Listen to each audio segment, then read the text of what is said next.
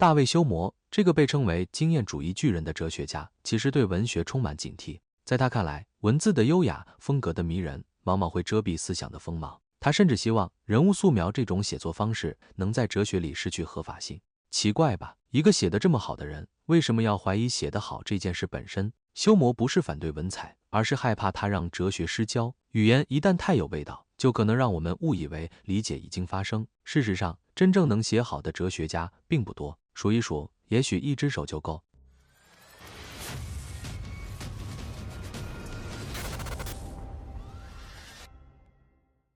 比如伯纳德·威廉斯，他写的直白、精准，没有花哨。再比如斯坦利·卡维尔，他的句子像折纸，一层一层自我反思。还有尼采，他的语言是爆炸的、迷人的，但有时也危险，容易让人陷进信念的陷阱。而休谟呢，人们常把他也列入文笔高手的名单。确实，他的写作优雅、节制，甚至有点讽刺的幽默感。但更特别的是，他不只写论文，他写对话体、假托的独白，还写人物传记。他崇拜爱迪生那位旁观者杂志的创办人，也读拉布吕耶尔那些锋利的道德箴言。所以休谟的矛盾在这里，他既是文学的拥趸，又是文学的怀疑者。他想让思想更清醒，却又离不开语言的诱惑。也许这正是哲学的命运，既要说得动人，又不能被动人所迷惑。不过休谟并不是要把哲学关在书房里，相反，他始终坚持要打通两条世界的通道，一边是学者的世界，另一边是社会的世界。在他看来，思想如果只能在学院里循环，就会失去呼吸。真正的哲学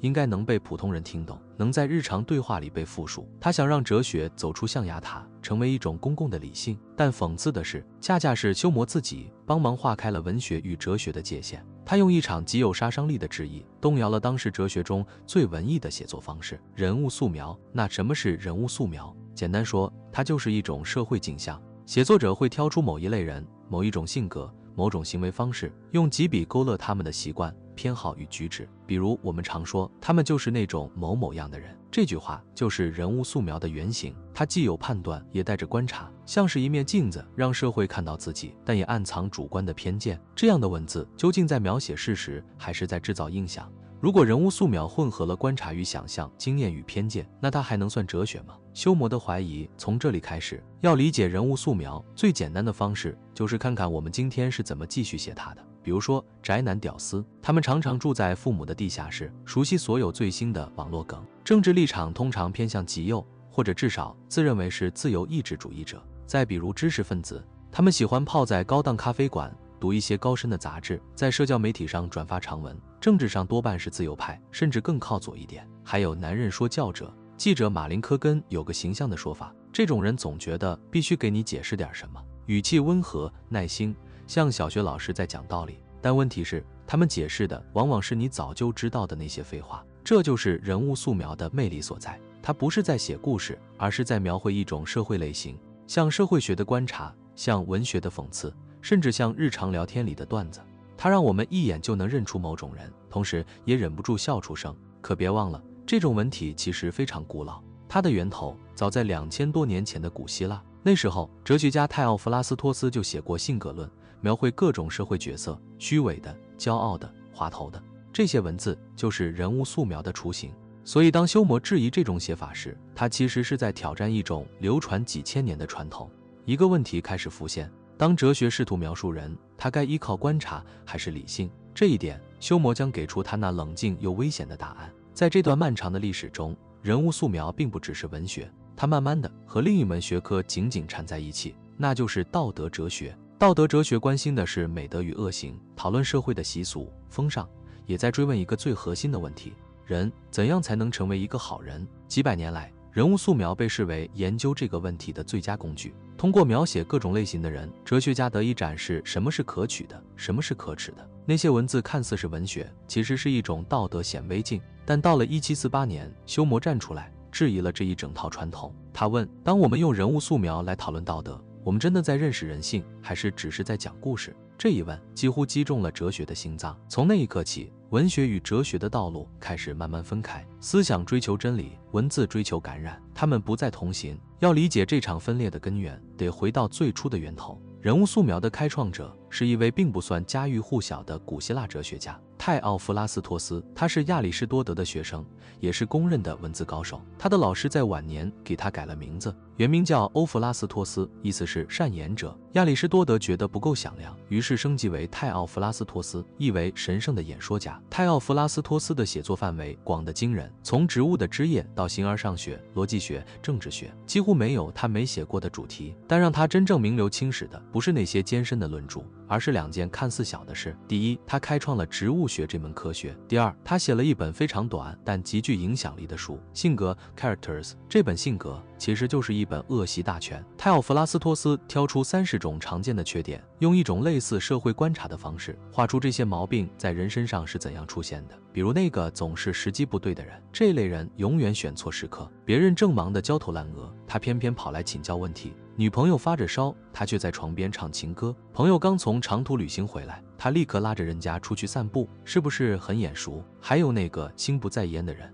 这类人让人又想笑又无奈。他去剧院看戏，看着看着睡着了，等大家都散场了，他一个人还坐在那里打呼。泰奥弗拉斯托斯笔下的人物不需要复杂的情节，也没有心理剖析，只靠几个细节就能让我们认出那种人。他的语言克制干净，却能一针见血地捕捉到人心的荒谬。难怪几千年后，欧洲的道德哲学家、文学家都深受影响。从拉布吕耶尔到蒙田，再到爱迪生，他们都在写自己的性格。从这些例子里，你会发现一个有趣的细节：泰奥弗拉斯托斯并不关心那些戏剧化的恶习，他不写嫉妒，也不写欲望，那些能拍成悲剧、能立刻让人看出严重问题的大毛病，在他笔下几乎没有。他笔下的人物全都围绕一个特点：普通。这些恶习不是罪恶，而是毛病；不是毁灭性的，而是日常的。说到底，他们是一种社交层面的小错，一种我们每个人都可能犯，却常常笑着略过的错。更特别的是，泰奥弗拉斯托斯写这些人几乎完全不带评论，他不解释，不推理，不下判断，他只是冷静地摆出这些行为，让我们自己去看，去感受那种荒谬。换句话说，性格不是一部道德论，而是一面镜子，他只负责反射，不负责解释。这些人物素描是纯粹的描写，没有分析，也没有推理。正因为如此，学者们一直在争论，他写这些到底是为了什么？是在讽刺人性，还是在记录社会？又或者他只是单纯的观察？这正是休谟后来要切开的那道缝。当描写不再解释，当观察取代推理，哲学与文学的界限也就开始浮现。学者们一直在猜，泰奥弗拉斯托斯到底为什么要写性格？毕竟那些描写看起来太日常，太琐碎，不像哲学，也不像文学。有人说，这其实是一本修辞学教材，写给年轻的律师，教他们在法庭上如何挖苦、讽刺、打击对手。也有人认为，性格是亚里士多德诗学的补篇，只不过他不谈悲剧人物，而是换了个角度去列出那些滑稽可笑的喜剧角色。还有人觉得，这其实是一部伦理学作品，它的目的很简单，提醒人们在日常生活中要警惕，要克制这些细小但危险的坏习惯。最早试图回答这个问题的人，既不是泰奥弗拉斯托斯，也不是他身边的学生，而是一位匿名的罗马作者。他干脆假借泰奥弗拉斯托斯的名义，给性格加上了一篇伪前言。在这篇前言里，他替作者总结了2个目的：第一，性格是一种分类练习，就像泰奥弗拉斯托斯在植物学里那样，他现在尝试把人当作植物来归类、来描绘。第二，他确实有伦理用意，这本书应该成为一种指南，教你分辨谁值得亲近，谁最好敬而远之。换句话说，如果这篇前言说的对，性格其实是在教人如何识人，他把伦理学、修辞学和社会学混成一体。可也正是这一点，为后来休谟的怀疑埋下了伏笔。当你把人当作一种类型来归类，你还在研究人，还是在制造偏见？到了文艺复兴时期，欧洲的知识界正陷入一种热潮，他们痴迷于抢救古代手稿，试图用古老的智慧来解决当下的混乱与焦虑。在这样的气氛里，泰奥弗拉斯托斯的性格可谓一炮而红。大约在1430年代，这本书第一次被译成拉丁文，译者是一位意大利人。据说他的初衷其实很世俗，他只是想讨好一位帕多瓦的教皇侍从。但谁能想到，这一举动竟然点燃了整个欧洲的文人圈，一个又一个人文主义学者纷纷跟进，争相推出更好的拉丁译本，还附上密密麻麻的注解，告诉读者这本书能教你如何做人、处事、修养，甚至管理他人。第一个译者叫拉波达卡斯蒂廖基奥，人称小拉波。他宣称，性格就是一本教你掌控他人的完美教材。在他的眼里，泰奥弗拉斯托斯写的根本不是哲学，而是一门实用的心理战术。他还暗示那位教皇侍从，只要你学会从书中辨认出别人的缺点，就能更有效地对症下药。于是，性格在欧洲成了一本奇怪的畅销书，它被当成了人性操作手册，一部文艺复兴版的厚黑学。人文主义者们以为自己在复兴智慧，其实他们正把古希腊哲学改装成一门管理学。性格的热度并没有停在意大利，它继续往北扩散，很快就传到了维也纳和德意志地区。在维也纳，人文主义者约翰内斯·格伦佩尔也抱着同样的念头，他把自己的译本献给当时匈牙利与波西米亚国王的使节，并把性格包装成一本实用宝典，不仅有趣，还能在职业场合里派上大用场，一部古希腊式的社交兵法。而到了德国，事情就更现实了。资助人威利巴尔德·皮尔克海默在1525年的德国农民战争之后，提出了一个惊人的想法：性格可以成为平息叛乱民众的关键工具。他的逻辑听上去完美，只要老百姓从书里看到那些坏角色，就会明白哪些事不该做，从而学会自我约束。他把泰奥弗拉斯托斯称作一种反面教材式的道德教育者，通过描写坏例子让人学会行善。而他之所以深信这一点，理由也相当现代，因为这本书写得太好了，文字的力量足以改变行为。于是，在皮尔克海默眼里，文学不只是娱乐，而是社会控制的工具。这也正是讽刺所在。当一部哲学小书被当成社会稳定指南，它离哲学的初衷也就越来越远了。就这样，泰奥弗拉斯托斯的那本小书一步步从私人趣味变成了一部带有公共意义的作品。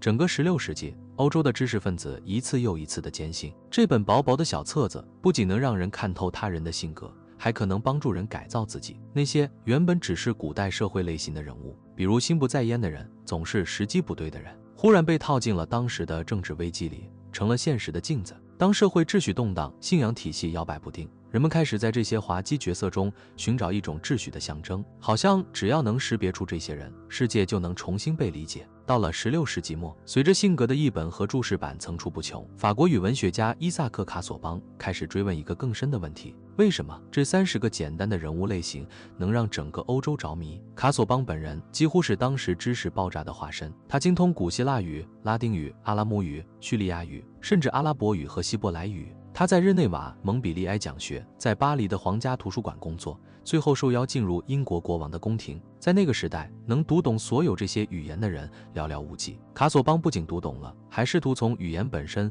去追踪性格的力量来源。整整20多年，他都在反复琢磨这本小书，一边翻译，一边试图理解它的魔力。最终，他推出了3个非同凡响的版本，不仅重新译出了文本，还尝试回答一个问题：为什么这种写作形式会让人着迷？在卡索邦看来，人物素描其实是古人教导道德的3种方式之一，而且是最优雅的一种。前2种方式是讲道理的论证以及泛泛而谈的劝告，他们依靠的是逻辑和语言的力量。但人物素描不同，它不讲抽象的道理，也不喊口号，它只是静静地描写一个人，让读者在这个人身上看到某种性格是如何在日常中被活出来的。比如说，你不会因为一连串的推理才知道心不在焉是一种缺点，你也不会被一句要专心的说教打动，你会记住的是那个走进剧院就睡着，散场后还一个人坐在那里的家伙。这就是人物素描的力量，它不分析，它让你看见。在卡索邦眼中，人物素描正好处在哲学与诗歌之间，它像哲学一样能承担道德教化的任务，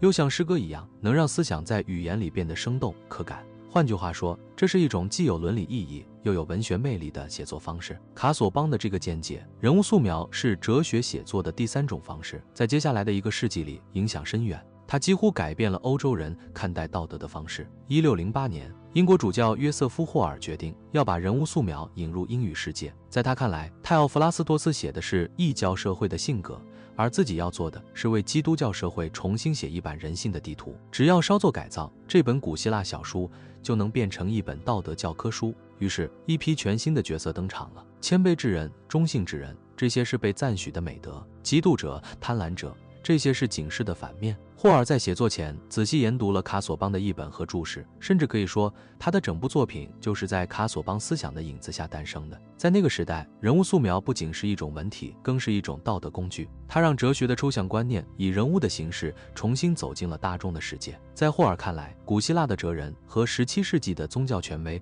确实有某种相通之处，他们都在教人如何成为好人，但他们的方式又有着明显的不同。古人所讲的自然神学并不是单调的说教，而是一种多重诠释的艺术。霍尔借鉴了卡索邦的思路，总结出希腊道德哲学家教导伦理的3条路径：第一，讨论如何通过集体努力来实现人类的幸福；第二，把普遍的道德原则落到具体的生活情境之中；第三，也就是最迷人的那一条，书写人物素描。这种写作方式被霍尔称为人物刻画术 （charactery）， 它的核心不在抽象的论证，而在让德行有了面孔，就像画肖像一样，把一种美德或者一种恶行具象地描出来。因为这些描写太生动了，读者在阅读时仿佛能看到那个人的表情、姿态、语气，于是善与恶变得可被识别、可被记住。在霍尔看来，这正是人物素描的力量所在。他把道德从概念变成了视觉经验。大约80年后，人物素描终于传入法语世界。他最杰出的实践者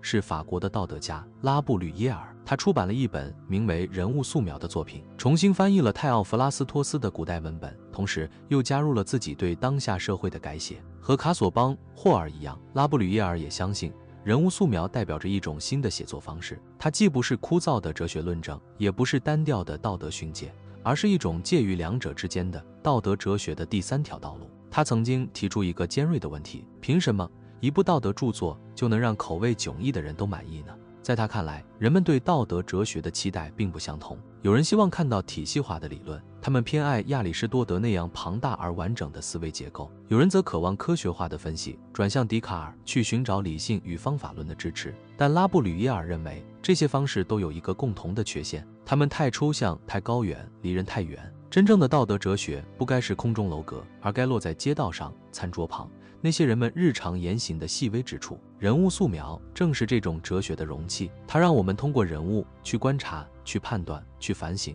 但还有第3类读者，他们不在意复杂的分类，也不关心道德是不是源自某种生理机制，他们真正感兴趣的是那些活生生的人，在具体的性格、姿态和语言里看到善与恶的样子。通过观察这些人物，他们学会分辨什么是真正的善，什么是恶，什么是虚浮、软弱、可笑的，而什么又是坚实、值得称道的。拉布吕耶尔正是这样的读者，他相信理解道德的最好方式不是去写论证，而是去描写人。于是他的人物素描不仅展示了各种美德与恶习，还描绘出一个社会的横截面：税吏与律师，神职人员与无神论者，富人和穷人。这些人彼此交织，形成了一张人性的社会地图。读者在其中看到的既是他人的性格，也是自己的影子。拉布吕耶尔笔下的富人是这样的人，他伸出手帕对着鼻子猛吹，声音大得让周围的人都能听见。他随地吐痰，喷嚏打得响彻整个房间。而穷人呢，则恰恰相反，他把鼻涕擤在帽子下，涂在手帕里，打喷嚏时还会特意躲到角落里。在拉布吕耶尔看来，这些细节不只是讽刺，它们是一种道德哲学的隐喻。财富、地位、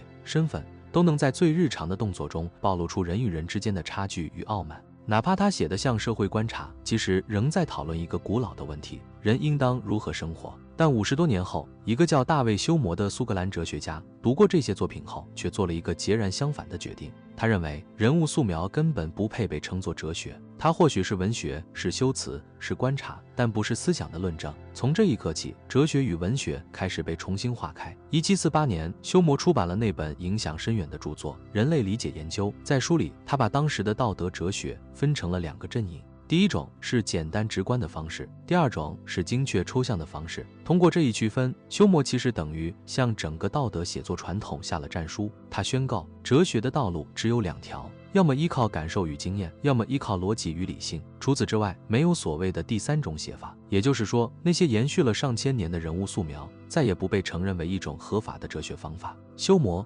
亲手把它剔除出哲学的正统版图。在休谟看来，所谓简单直观的方式，其实是一种以情感为基础的哲学。他假定人是被品味与情感所引导的生物，因此那些采用这种方式的哲学家，往往会用最可爱的色彩去描绘美德，让伦理写作变得生动动人，甚至带着一点诗意与修辞的光泽。他们相信，只要描写得够细腻、够真实，人就会被善的形象所打动。这些哲学家的工作不只是讲道理，他们还会从日常生活里挑出最能打动人的片段，那些最引人注目的观察和实例，再把性格相反的人放在一起，做出一种恰到好处的对比。通过这样的写作，他们希望读者不仅能理解伦理，还能从中感受到某种阅读的愉悦，一种思想与文采并存的快感。有趣的是，修谟在描述这种方法时，他的语言、节奏，甚至比喻方式都和人物素描极为相似。这并不奇怪，因为在他的时代，人物素描几乎无处不在。他潜伏在古典作家的文本里，出现在学院教育的范本中，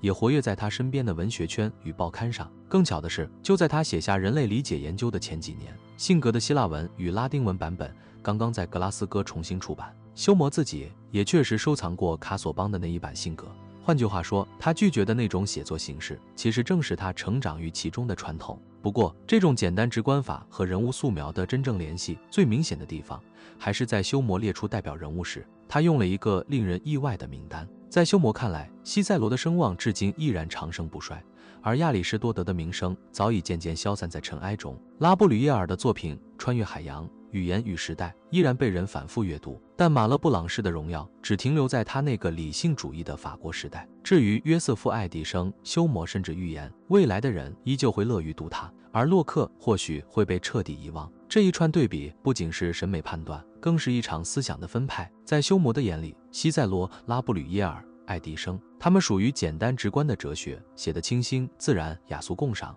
能让人真正读进去。而另一边的亚里士多德、马勒布朗式、洛克，他们代表的则是严谨抽象的哲学，理性系统却疏离人心。这一刻，修谟不只是区分了两种写作方式，他其实在重新定义哲学的疆界。从此，哲学不再是文学的延伸，而是要成为一种独立于修辞与叙述之外的理性事业。把前面那几位人连在一起的，其实是他们对人物类型的共同迷恋。罗马雄辩家西塞罗发展出一种叫 notatio 的修辞手法，专门用来刻画人物特征。拉布吕耶尔写出了一部畅销的泰奥弗拉斯托斯人物志改编版，而爱迪生的旁观者杂志几乎每一期都在描写人物，从街头闲谈者到那位虚构的旁观者先生本身。有位历史学家说得很好，爱迪生真正的才能就在于他是一个现代的泰奥弗拉斯托斯。所以，如果像修谟所说，当时的世界更偏爱简单直观的哲学写法，那其实也意味着当时的世界更偏爱人物素描的方式去理解人性。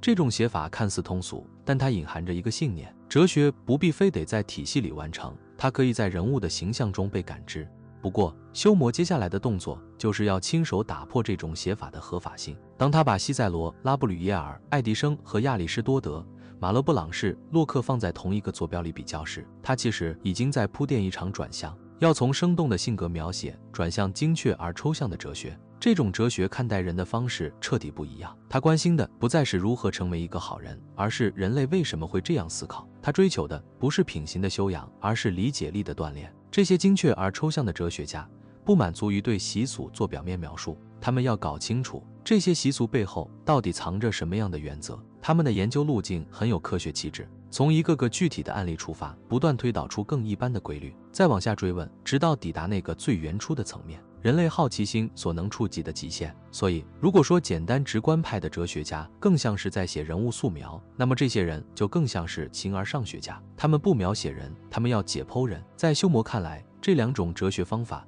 都不够理想。简单直观派的哲学家们文笔优美，引人入胜，但他们往往停留在表层，没能触及问题的根底。而精确抽象派的形而上学家虽然更接近真理，却常常陷入晦涩与技术细节，甚至走进了无谓的空想。修谟认为，真正好的哲学应该结合两者的优点，既要有深入的探究，又要保持清晰易懂；既要追求真理，又要带来新意。他在书里感叹道，如果我们能在不同哲学的疆界之间找到结合点，把深刻的探究与清晰结合，把真理与新颖调和，那该是多么幸福的事。修谟希望他的人类理解研究能成为这样的作品，他要从简单直观派那里吸取清晰与新颖，再从精确抽象派那里汲取深刻与真理。换句话说，他想写出一本既能让人读进去，又能让人想下去的哲学书。为了说明这种理想的结合，修谟用了一个极富画面感的比喻：精确抽象派的研究就像解剖学之于画家，虽然解剖学不该进入画布，但画家若不懂解剖，也不可能真正理解人体的结构。如果说画家只关心外表，用最华丽的色彩描绘那些姿态优雅、表情迷人的人物，那么他也必须注意到外表之下的东西，那隐藏在皮肤底下的结构。骨骼、肌肉、器官，它们远没有外貌那般赏心悦目，却是支撑一切的基础。同样的，修谟也要去探究心灵的内在结构，那些理性、情感与知觉之间的微妙联系，虽然晦涩难明，却决定了人类思想的形状。不过，他不会把这些发现生硬地呈现出来，他更像一个有节制的画家，用修辞的色彩让抽象的思考仍然保持可读的温度。同时，他为自己划定了一道清晰的界限，经验就是边界。凡是没有亲身经历，无法从经验中得到印证的事物，他都拒绝谈论，不去空想，不去神秘化，那是他对哲学的一种自我约束。在这样的调和之下，休谟既摆脱了简单直观派的柔软文艺，也超越了精确抽象派的形而上学空转。对他来说，人物素描不再是一种哲学的路径，而只是两种旧方法中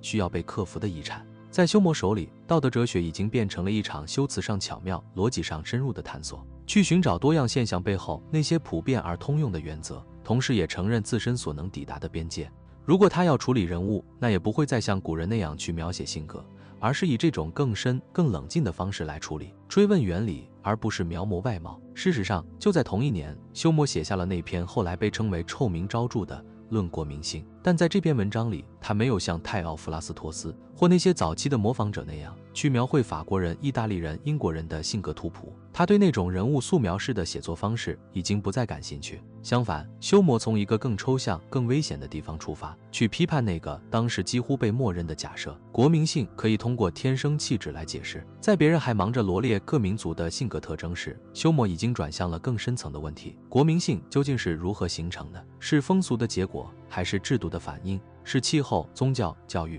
还是人类理性的共通结构在起作用？他要揭示的不是一幅幅形象生动的性格肖像，而是一整套塑造性格本身的原则机制。1751年，休谟出版了《论道德原理》。在附录的那场对话中，一位说话者提出了一个直击核心的问题：我们对性格的判断总是那么不确定，那么是否可能找到一种更稳固的判断的标准？要找到这个标准，休谟说，必须回到最初的原则。于是他举了一个极富象征的比喻：莱茵河向北流，罗讷河向南奔，但它们都发源于同一座高山，同样受到重力的驱使。真正让它们流向不同方向的，只是地势的差异。这个比喻后来成了理解休谟思想的关键。它不仅是对判断标准的说明，也恰好揭示了休谟之后两种写作道路的分流。自从他把道德哲学家分成两类，一类是解剖师，他们博学深思，探寻人性的隐秘根源；另一类是画师，他们轻松会画画，却更热衷于描绘性格与气质。他们同样发源于那座道德哲学的高山，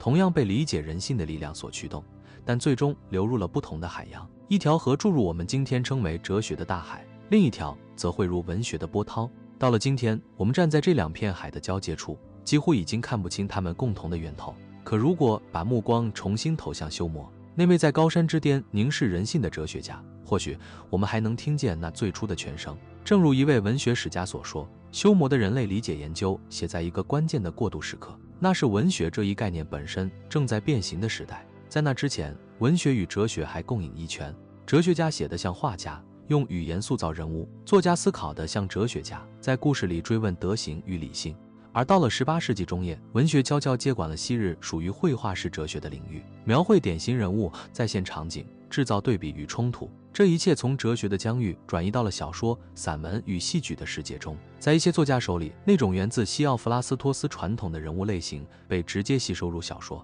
他们成了故事的角色，成了道德实验的参与者。而在另一些更隐蔽的作品里，这种影响化作一种结构性的力量，骄傲与偏见，理智与情感，节制与欲望，这些古老的德行和恶行不再出现在哲学论述中，而是被安放在人物的命运里。与此同时，哲学选择了另一条路，一条更冷静、更深邃的解剖学之路。它放下修辞与人物，转向原则与推理。看看今天大学的哲学系课程大纲，结局已经明了。休谟最终赢得了胜利。在哲学课堂上，你不会读到爱迪生，读到的是洛克。可如果我们把视线拉回休谟之前，还能隐约看到另一种可能的哲学，一种更文学化的哲学。那时，哲学并不急于去追寻普遍的原则，而是尝试在具体的人与社会中理解世界。它让思考与描写共生，让美学与认知交织。那是一种我们已经几乎遗忘的哲学形态。它既能让人思考，又能让人感受到生命的复杂与细腻。那就是人物素描式的哲学，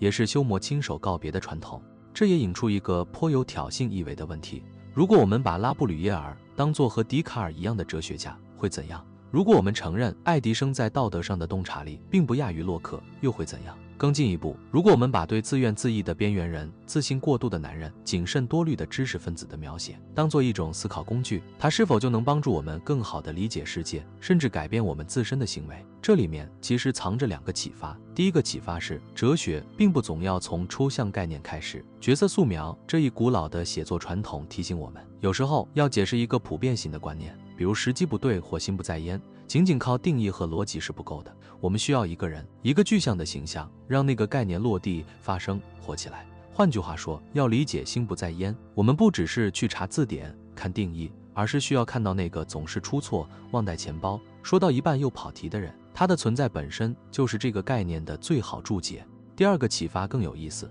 从这个角度来看，某些文学写作其实比哲学更接近哲学的精神。文学并不是哲学的替代品，而是一种重新理解世界的方式。它让我们在具体的人物中看到道德、情感和社会的结构，也因此，那些被哲学忽视的角色，宴会主人、势利眼、车夫、姑妈，忽然都变得重要起来。他们不再只是背景人物，而是一般性概念的具象化身。在泰奥弗拉斯托斯的传统中，哲学的对象不是安提戈涅或安娜卡列尼娜那样的悲剧人物，而是我们身边那些微不足道的人。他们的平凡与荒谬，恰恰构成了人类行为的镜像。这也许就是哲学和文学之间被遗忘的秘密。要理解人，我们不一定非得从理念出发，有时候从一个具体的人开始，反而能更接近真理。其次，回想哲学与人物小品之间的关系，我们会发现一件有趣的事儿。当我们今天去描绘那些明显的道德类型，比如守财奴或者喜欢男人说教的人，其实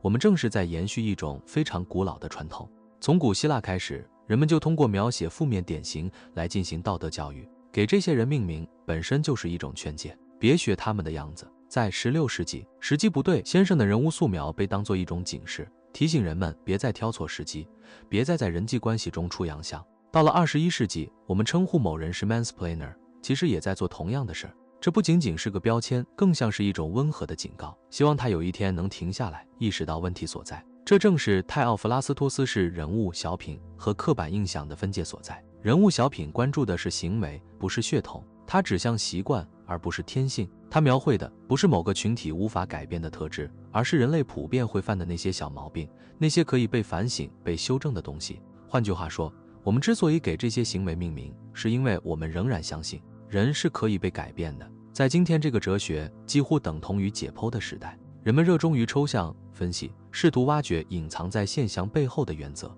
可泰奥弗拉斯托斯的传统提醒我们，描绘同样是一种思考，它不仅是通往知识的路径，也是一种行动的召唤。当我们回望那本小小的性格，看看它如何被阅读、被模仿、被改写，我们就会发现，哲学与文学的交汇从来不只是文风的问题。那些看似微不足道、常被忽视的文学形式，往往藏着通向普遍概念的入口。它们不仅让我们理解世界，更能悄无声息地改变我们的行为。而这不正是哲学最核心的任务吗？只不过，它并不一定需要庞大的体系、复杂的逻辑。有时候，一幅简短的人物素描就已经足够了。